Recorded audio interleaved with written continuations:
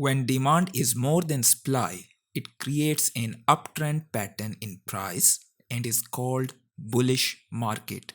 Investors who have high confidence and believe the price will increase over time are called bulls. Bull market is represented by bull horn as it is pointing in an upward direction. Whereas when supply is more than demand, prices will fall and downtrend will occur and is called bearish market. Investors will have low confidence and believe that the price will decrease over time and are called bears.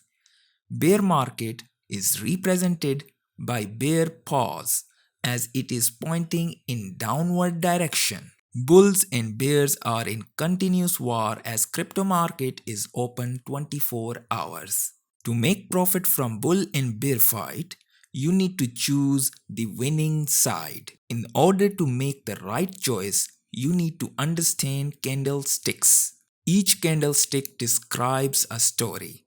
To make profit, you should be capable to decode a candlestick and its patterns. Click on these videos to decode the candlesticks. Press like and subscribe the channel to get educated in less than 2 minutes. That's it for today.